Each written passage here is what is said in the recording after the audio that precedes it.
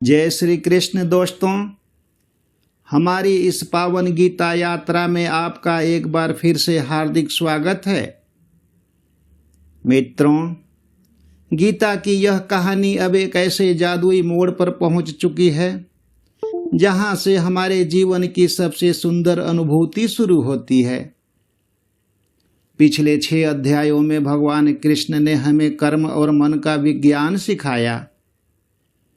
आइए अब एक बार पीछे मुड़कर देखते हैं कि हमारी यह गीता श्रृंखला यहाँ तक कैसे पहुँची। तो अध्याय 1 से 3 तक हमने देखा कि मानसिक तनाव से घिरे अर्जुन को कृष्ण ने समझाया कि आत्मा अमर है और जीवन में अपनी जिम्मेदारियों और कर्मों से कभी भागना नहीं चाहिए। अध्याय 4 और 5 में हमने जाना कि जब हमारे भीतर ज्ञान का दीपक जलता है तो सारे संशय खत्म हो जाते हैं।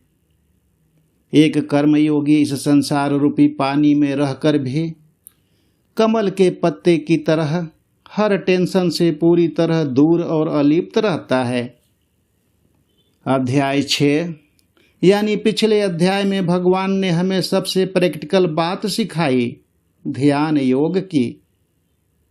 उन्होंने हमें समझाया कि अपने चंचल मन को अभ्यास और वैराग्य से कैसे वश में करना है और उसे अपना सबसे अच्छा मित्र कैसे बनाना है।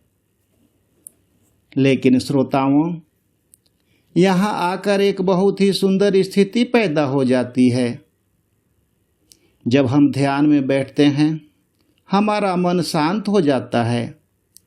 तब हमारे भीतर एक स्वाभाविक जिज्ञासा जागती है कि जिस ईश्वर का मैं ध्यान कर रहा हूँ वो वास्तव में कौन है, यह संसार कैसे बना है और भगवान की वह जादुई शक्ति क्या है जो हमें इस दुनिया के जाल में फंसाए रखती है। इन्हीं परम रहस्यों का पर्दा उठाने के लिए भगवान श्री कृष्ण अब गीता का एक नया और अत्यंत गोपनीय भाग शुरू करते हैं और वह है अध्याय 7 ज्ञान विज्ञान योग। यहाँ से गीता में भक्ति रस की शुरुआत होती है। तो ज्ञान का अर्थ है शास्त्रों से प्राप्त सैद्धांतिक जानकारी, जैसे आत्मा अमर है, भगवान समस्त सृष्टि के कारण हैं, यह संसार नश्वर है। इन बातों को सुनना, पढ़ना और समझना ज्ञान है। और विज्ञान का अर्थ है प्रत्यक्ष अनुभूति या साक्षात्कार, अर्थात जो ज्ञान आप अभी तक सुना, पढ़ा, समझा, उसे स्वयं अनुभव कर लेना। उदाहरण के लिए, शहद मीठा होता है, यह जानना ज्ञान है, और शहद का स्वाद चखकर उसकी मिठास का अनुभव करना, यही विज्ञान है। इसी अध्याय के दूसरे श्लोक में श्री कृष्ण कहते हैं कि मैं तुम्हें ज्ञान सहित विज्ञान भी पूर्ण रूप से बताऊंगा, जिसे जान लेने पर इस संसार में जानने योग्य कुछ भी शेष नहीं रहेगा।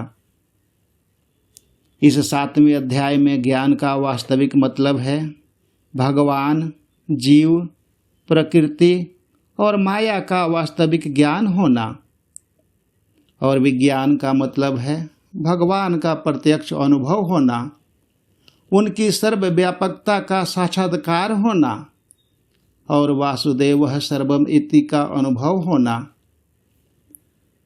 भगवान कहते हैं, हे पार्थ, अब तुम सुनो कि किस प्रकार मुझ में अनन्य प्रेम से आसक्त मन वाला होकर और मेरे ही आश्रय में रहकर योग का अभ्यास करते हुए तुम मुझे पूर्ण रूप से बिना किसी संशय के जान सकोगे। कृष्ण आगे कहते हैं कि हजारों मनुष्य में से कोई एक ही मेरी प्राप्ति के लिए यत्न करता है, और उन यत्न करने वाले योगियों में से भी कोई एक ही मुझे पूर्णतः जान पाता है। मनुष्याणाम सहस्रेषु कश्चित् यतति सिद्धये यत तामपि सिद्धानां कश्चिन माम वेत्ति तत्वतः। आगे में श्री कृष्ण कहते हैं, हे अर्जुन, पृथ्वी, जल, अग्नि, वायु, आकाश, मन, बुद्धि और अहंकार, इन 8 प्रकार के तत्वों से बनी मेरी अपरा प्रकृति है, यानी मेरी निचली शक्ति। लेकिन हे महाबाहो, इस जड़ प्रकृति से अलग मेरी एक और उच्च शक्ति भी है, जिसे परा प्रकृति कहते हैं, जो चेतना का रूप है। संपूर्ण ब्रह्मांड में जो कुछ भी हमें दिखाई देता है वे सभी अपरा प्रकृति हैं, जैसे पेड़ पौधे, नदी नाले, समुद्र, बाग बगीचे, सूरज चांद तारे, पहाड़ पठार, मैदान इत्यादि सब कुछ ये सारे के सारे अपरा प्रकृति हैं। इन्हें भौतिक प्रकृति भी कहा जाता है और इनको जड़ या अचेतन तत्व कहते हैं। भगवान बोलते हैं कि अपरा यानी भौतिक प्रकृति के पार भी एक तत्व है, जिसको परा प्रकृति या उच्च प्रकृति या हायर नेचर कहा जाता है। यह चेतन तत्व है जो जीवात्मा के रूप में प्रकट होता है और समस्त सृष्टि को संचालित करती है। भगवद गीता में चेतन तत्व का मतलब उस आत्मा या जीवात्मा से है जो सजीव प्राणियों में चेतना यानी कॉन्शियसनेस के रूप में रहता है। हमारे शरीर के भीतर जो आत्मा या चेतना है वह परा प्रकृति है। परा प्रकृति भगवान की चेतन शक्ति है जो अपरा प्रकृति को चलाती है। ये दोनों प्रकृतियों के मिलने से ही समस्त प्राणी उत्पन्न होते हैं और सब कुछ चलता है। हमारे भीतर जो कॉन्शियसनेस यानी चेतना है वह परा प्रकृति है। अगर वह न रहे तो हम चल नहीं सकते, हम खत्म हो जाएंगे। जब कोई पंखा, कूलर या एसी चलता है तो ये ऐसे नहीं चलते, बल्कि इनको चलाने वाली एक शक्ति है और वह है बिजली, इलेक्ट्रिसिटी। बिना बिजली के ये उपकरण नहीं चलेंगे। पंखा, कूलर या एसी यहाँ पर अपरा प्रकृति समझें और बिजली जिनसे ये चलते हैं उन्हें परा प्रकृति समझें।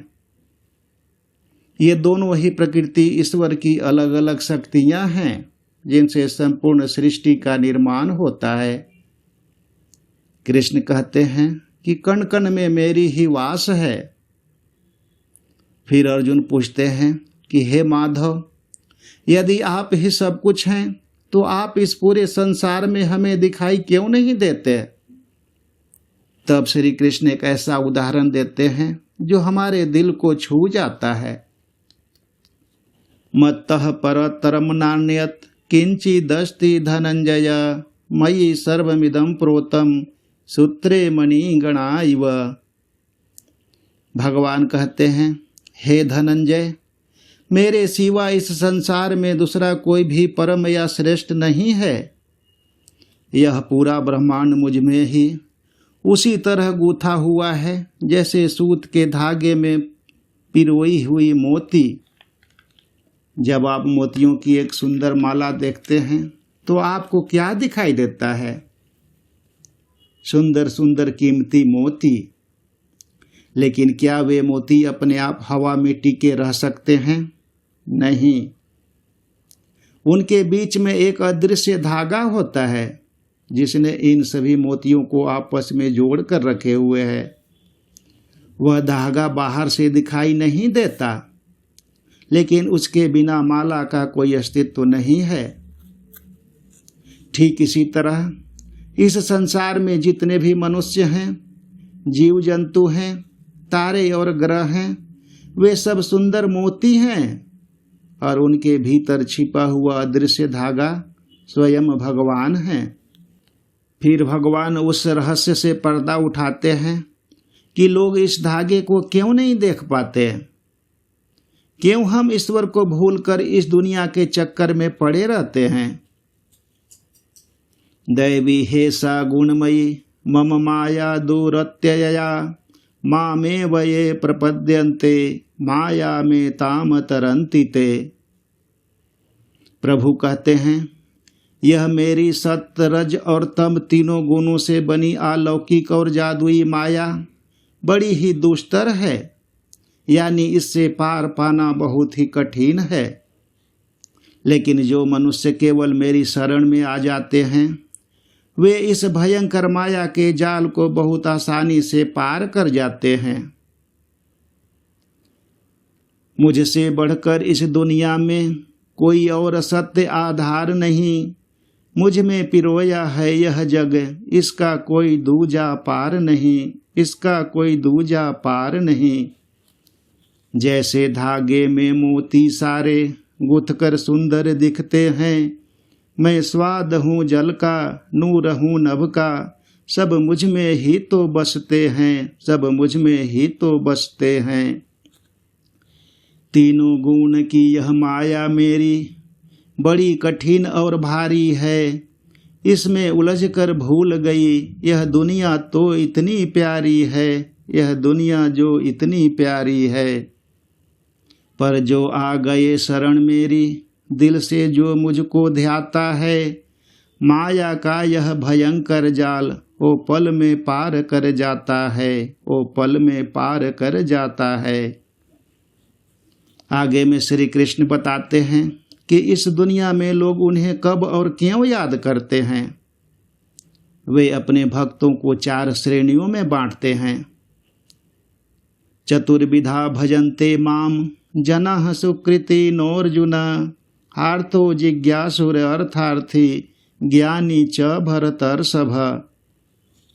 कृष्ण कहते हैं कि 4 प्रकार के पुण्य आत्मा लोग मुझे याद करते हैं। पहला है आर्त, मतलब जो किसी बड़े दुख या बीमारी में मुझे पुकारते हैं। और दूसरे लोग हैं जिज्ञासु, जो मुझे और मेरी इस सृष्टि के रहस्य को जानने की इच्छा रखते हैं। तीसरे प्रकार के भक्त हैं अर्थार्थी, जो धन, संपत्ति, नौकरी या किसी सांसारिक सुख के लिए मुझसे प्रार्थना करते हैं। और चौथे प्रकार के भक्त हैं ज्ञानी, जो किसी स्वार्थ के लिए नहीं बल्कि केवल मुझसे प्रेम करते हैं और मुझे तत्व से जानते हैं। भगवान आगे कहते हैं कि इनमें से जो ज्ञानी भक्त हैं वे मुझे सबसे ज़्यादा प्रिय हैं, क्योंकि वे जानते हैं कि मेरे सिवा इस संसार में कुछ भी अस्थाई नहीं है। वासुदेव ही सब कुछ हैं, ऐसा मानने वाला महात्मा बहुत ही दुर्लभ है। चलिए इसे एक पिता और उसके 4 बेटों के उदाहरण से समझते हैं। पहला बेटा पिता के पास तभी आता है जब स्कूल में उसकी किसी से लड़ाई हो जाती है या वह संकट में होता है, तो यह आर्त भक्त के तरह है। दूसरा बेटा पिता के पास आकर पूछता है कि पापा, आपका बिजनेस कैसे काम करता है, आपकी फैक्ट्री कैसे चलती है, तो यह जिज्ञासु भक्त के तरह है। तीसरा बेटा पिता के पास केवल अपनी पॉकेट मनी मांगने, नई गाड़ी या नया खिलौना मांगने आता है, तो यह अर्थार्थी भक्त के तरह है।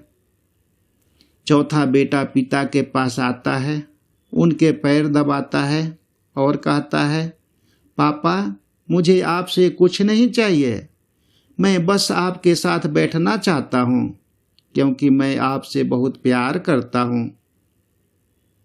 कृष्ण कहते हैं कि पिता के 4 बेटे प्यारे हैं, लेकिन वह जो चौथा बेटा है यानी ज्ञानी भक्त, वह पिता की आत्मा बन जाता है। तो हमें भी जीवन में भगवान से सौदा नहीं करना है, बल्कि निस्वार्थ प्रेम करना है। 4 तरह के भक्त हैं मेरे, जो मेरी भक्ति करते हैं, दुख में आर्त ज्ञान के खोजी, जो धन की चाहत रखते हैं, जो धन की चाहत रखते हैं। पर इन सब में जो ज्ञानी है, जो निष्काम मुझसे प्रीत करे, वह भक्त मेरी आत्मा समान है, जो हर पल मुझ में वास करे, जो हर पल मुझ में वास करे। कठिन है पाना उस प्राणी को, जो सब में मुझको देखता है।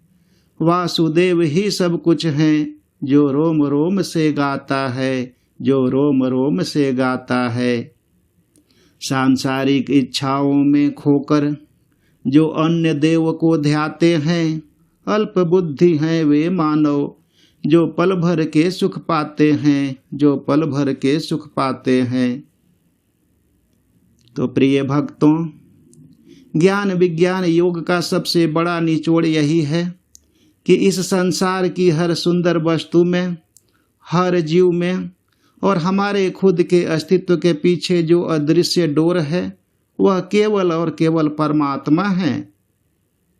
जब हम इस सच को अपनी बुद्धि से और अपने अनुभवों से जान लेते हैं, तब हमारी सारी चिंताएं, सारे डर और सारा अकेलापन हमेशा के लिए खत्म हो जाता है।